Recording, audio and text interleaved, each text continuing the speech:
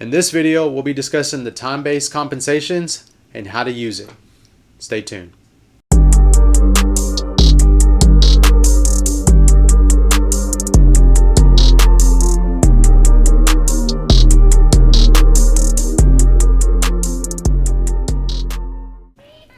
Welcome back to the channel.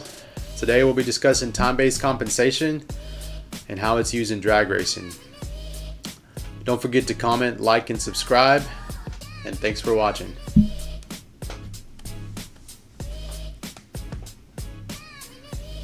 And so time-based function configuration, basically you create a driveshaft plot over time or an engine RPM plot over time, and the ECU is going to try to not necessarily target that number, but if it deviates from your target number that you set in the software, it's going to either pull ignition timing or apply a ignition cut depending on how you have it configured. So this is kind of like an open loop traction control where you just create a plot and it'll try to keep you on that line. It's called, some people call it riding the dots. If you've heard of Davis Technology traction control, other different ECUs have this setup as well. So FuelTech has this configured in their ECU and their software as well. Typically, most guys use Driveshaft RPM. You can use speed, and speed is just a calculation based off whatever you have configured in the speed inputs page. So if you have, it would be under driveshaft speed right here. You can tell it to calculate wheel speed based off gear ratio and tire size. So, but most guys just use driveshaft RPM, and this is a time-based driveshaft. Same thing as well, right? Driveshaft speed or driveshaft RPM or speed, which is calculated again. So in this case, we'll just leave it under driveshaft. I got an example in here. So in the software, which is really nice, you can bring in an existing log. So let's say you don't have a driveshaft plot that you haven't created. You can bring in a log and just load it in the software, and it'll automatically load up in here. So in this case, we're just going to look at driveshaft plot, and I'll change the color so that it's easy to see. Let's do that yellow, right? So in this case, let me add ignition timing as well. So here's ignition timing, and then here's speed timing retard. So this tells you, the speed timing retard will tell you how much timing is being pulled, and the ignition timing is your total timing. So you know, you have to look at your main spark table and see what you're asking it, and then you can subtract the 2.4 from the main spark table to make sure all that's adding up. So in this case, this timer does not start until the release of the trans brake. Alright, so here's the trans brake release, it's off, and then the timer starts.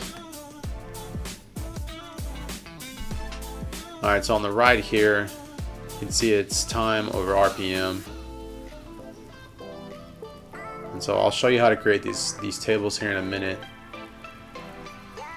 But basically, the first, you got line A, which is the first one, which is the 1160, and then line B is the 1210, I believe, 12.5, and then the green line is our ignition cut.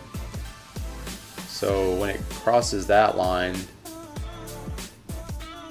you can tell it how much ignition cut you want. So if you have 90% ignition cut, you won't see 90% until you reach the top line. So you can set the range on that. So for right now, we'll just discuss the driveshaft A and driveshaft B.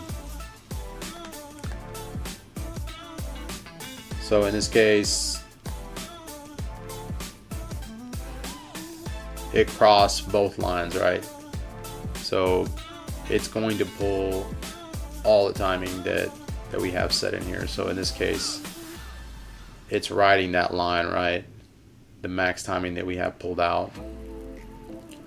And then it maintained control, so it started adding the timing back in. And then the rest of the way, it was below the line. And as it approached the top side of the graph, it began to pull ignition timing as well. And this drive shaft plot is a little dirty. And then in this one, I would have probably been more aggressive down low on the ignition retard. I didn't set this up, but I would have been more aggressive down low and then less aggressive up top on the spark retard settings. So the timing low is, you say, okay,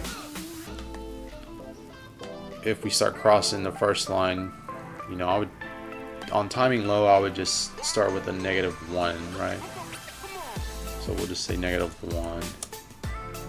You know, once it starts crossing, we'll say, okay, pull 1 degree. And then on timing high, you know, we'll do 0.2 here. We're going to say, okay, well, I want you to pull a maximum of -10, right? Sorry, -10. And then out here, we'll maybe do a -5. And we'll just interpolate it and hit I. And so in this instance, it would have, within 2/10, it would start pulling timing. And honestly, I would probably do it. I would do 0.21.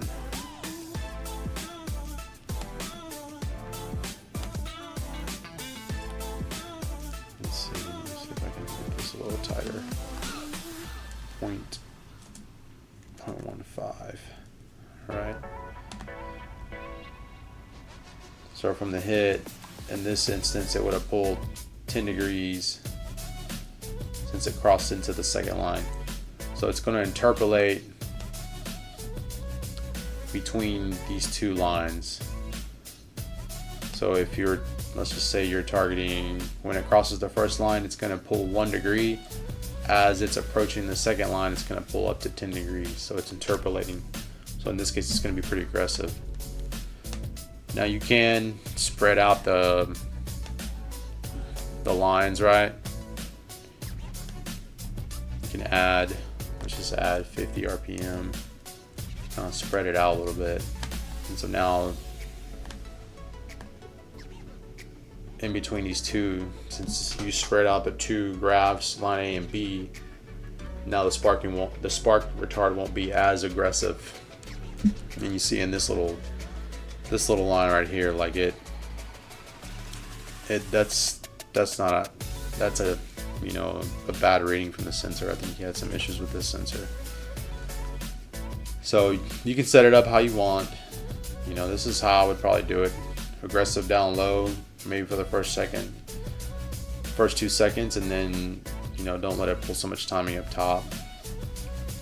And some people just go for the first 2 seconds and then use like a, you know, front versus wheel speed traction control, so that in the event the car does want to go faster, you should be able, it should be able to accelerate. You're not limited by a line where it's, you know, pulling all the ignition timing out and slowing the car down.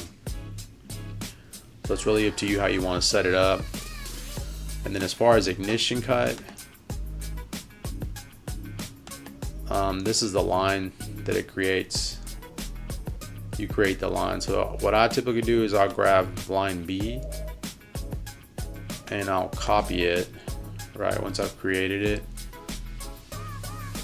and then I'll paste it into here, right? So now once it passes line B and it starts to pass line B, it's going to start applying an ignition cut. And you can set the range, and I'm just going to exaggerate this. I'll just do 500, right? And so now the range in which you apply ignition cut is spread out more. So let's say you're targeting 90%, so you won't see 90% ignition cut until it reaches the very top line. So let's say you apply 10% cut, right? Then as it's approaching, you're probably going to see a few percent cut, and then it won't hit 10% until it hits the very top range of the range you set. So an ignition cut could very well work and not be so aggressive, where it just kind of kills a few cylinders. And so you can set this up however you like. I've never set up an ignition cut that like this wide and with a little bit of percentage cut. That's something I'll be trying soon when we get the car running. And so in this next step is where, let's say you don't have a driveshaft plot you created. Let's take this pass of my car, right? I want to create a driveshaft plot for this one.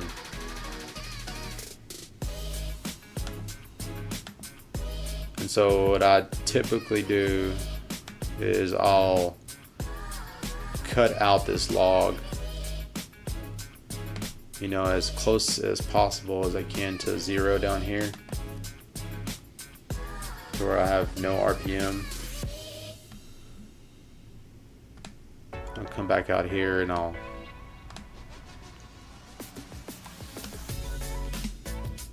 so I'll section out this log. Alright, so we'll save it as a CSV file, give it a name. I've already created one here in MegaLog Viewer.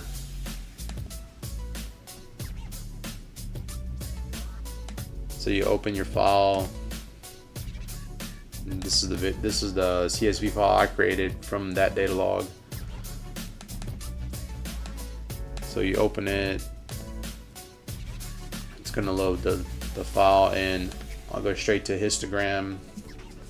And then here's how I created it. You can just screenshot this. I just did time over time, and then two digits on the y-axis and 3 digits on the z-axis. But you can really, 0 is better. Yeah, 0 is how we have it set anyways. So 32 rows and 2 columns. So 32 is because in the FuelTech it only allows you to do 32 dots, right?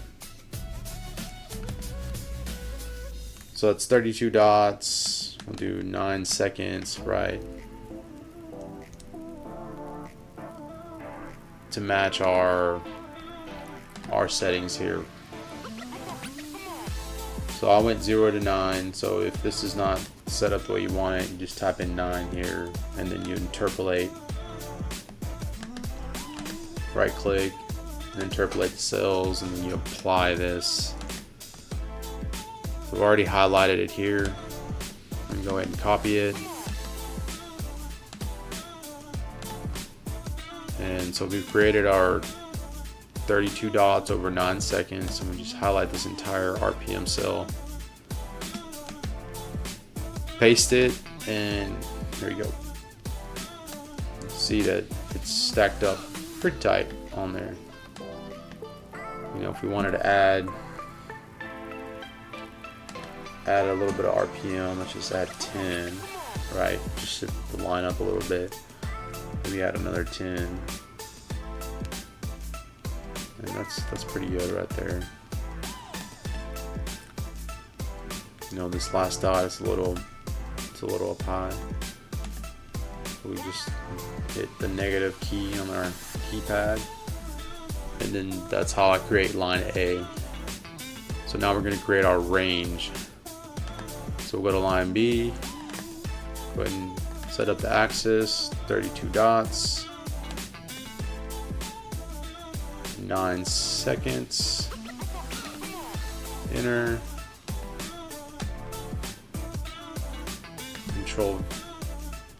Control V or paste, and then we're gonna add, we'll just add 150 RPM just so you can see the difference. And so now that's our range. All right, and see the other one's a little off. You can always copy A into B,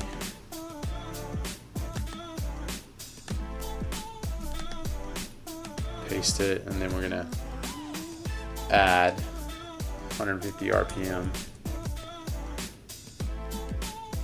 Or you can add a percentage, right? Let's just say we control paste it back in. Just add a percentage, multiply it by 1.2.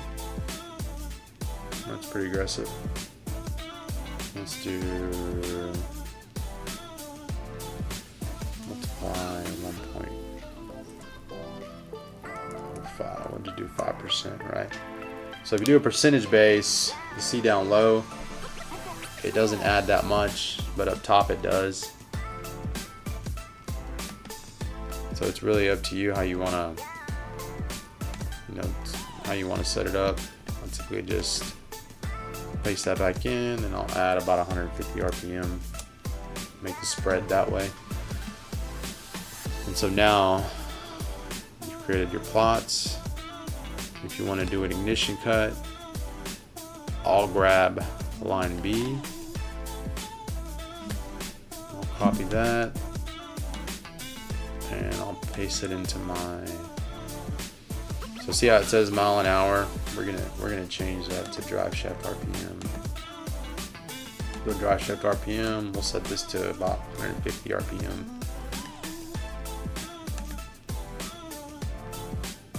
Again, we're gonna do 32 dots, 9 seconds.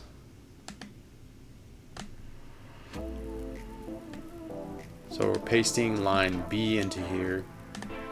And so now,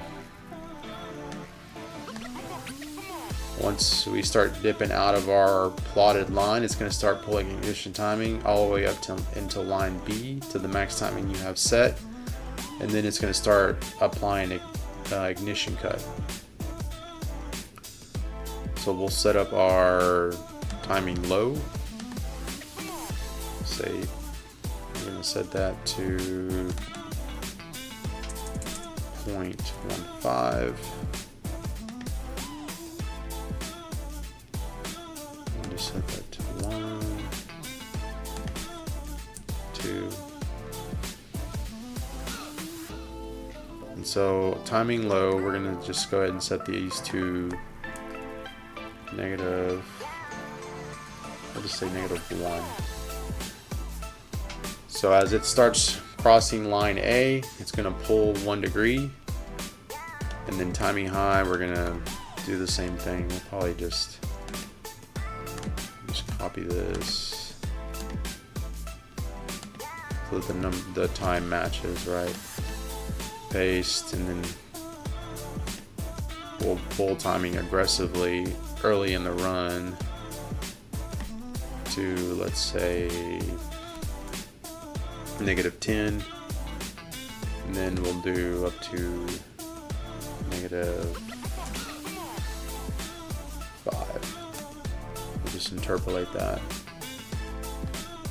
And so as it's approaching, say it hits line A, which is kind of riding it, it's going to start pulling 1 degree out. And then as it crosses over to line B, as your drive shaft speed crosses over to line B, it's going to pull up to 10 degrees. And then when it gets past that, we're going to start applying ignition cut. And then the ignition cut is based off, I would probably set this to 10 just to start, just to see. You don't want it to kill the motor. If it just tickles the ignition cut, maybe keeps the drive shaft in check, and you're off to the races. So this is how you set up time-based compensation. Again, this starts at the release of the trans brake once you let go of the 2-step. it starts a timer, and then as the car is riding the line, or if it's not, or if you set this above, you have a way to control wheel speed. Typically you want to be ahead of it, so you want to set it nice and tight, and then as you want to make the car faster, you start pushing your lines up further and further. Some guys add ignition timing in the combination with this time-based advance and retard. They'll purposely add it and then let the traction control pull it, so in the event you want to try to go a little faster, maybe you could add it in the main ignition table. The traction control will pull it out if it needs to. If you're trying to see if the car will go faster. The same thing applies for engine RPM. So I'll just turn these off for now. So if you want to control engine RPM, you can do the same thing as well. So this is right here in the ignition, the time-based engine RPM. I've seen guys use both. I think this is popular in the turbocharged combinations. If they can, to be consistent down the track, creating an engine speed plot helps with that. So the same thing applies here, right? We'll do 32 dots. And in this case, we'll just use we'll just do 4 seconds in this case. Again, I'm gonna go back to MegaLog Viewer, and I'm going to change my Z-axis to engine RPM, and then I'm gonna change this to my time to 2 seconds. I'm sorry, 4 seconds is what I said to.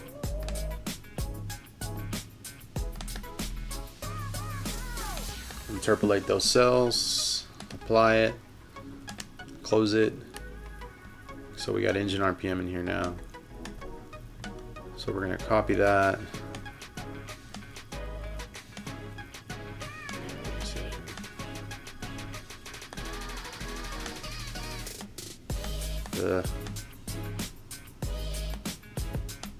Okay, copy. Go into the software. Again, we created time-based engine RPM, advanced retard. We already created our 32 dots over 4 seconds. I'm sorry. And then we'll paste it in there. Paste, and there's your plot. Last dot didn't make it in there, but that's okay.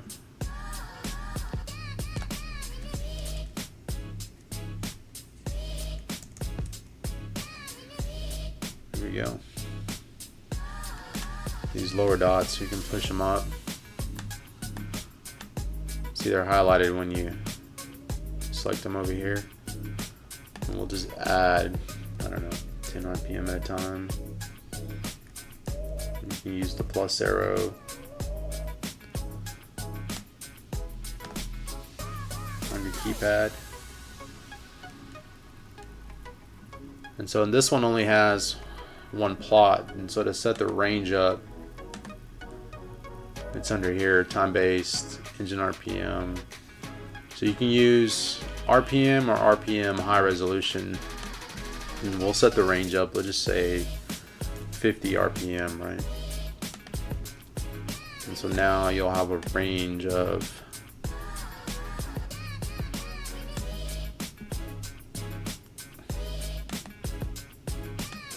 50 RPM. So for your time in retard, again, we'll do 0.2. Get aggressive on it. -10. We'll ramp it out over -2. Interpolate it a little bit. There we go. So as it's trying to hit that RPM, it's gonna pull up to 9 degrees, and the range will, depending on how big the range is will dictate how aggressive the timing is being pulled. So the bigger the range, the less aggressive the timing is going to be pulled. So you can just set one number and then play with the range, or you can play with your ignition timing, whichever way you want to do it. I think probably setting the range big, maybe give it adjusting the range and then giving it a large number to pull, or shut, whichever way works. I'm just showing you how to use it. And then again, you can apply an ignition cut as well. And then again, you got the cut. We'll do 4 seconds, 32 dots. Enter, and we'll just copy. Now that we have a curve that we created, you can just copy this curve over.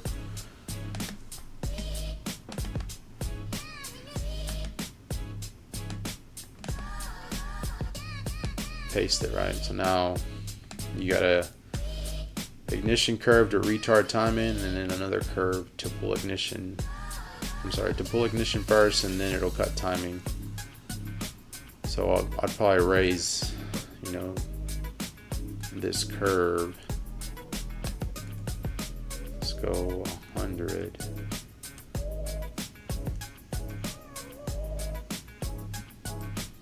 So now let's look at our ranges. So our ignition cut is at 200 RPM. Let's do this to 100. Again, source reference whatever RPM you want to use. Since I'm using engine RPM to set the curves, I'll just set it that way just for this example. So now we have ignition retard up until it hits the range, the top range of the retard we set, and then it'll start doing ignition cut. Again, you can set the limit of ignition cut. I'd probably try 10% to start, so it's not so aggressive. That's the least you can pull out. You can't do anything below that. The minimum is 10. So anyways, if you guys got any questions on the time-based compensation, drop a comment.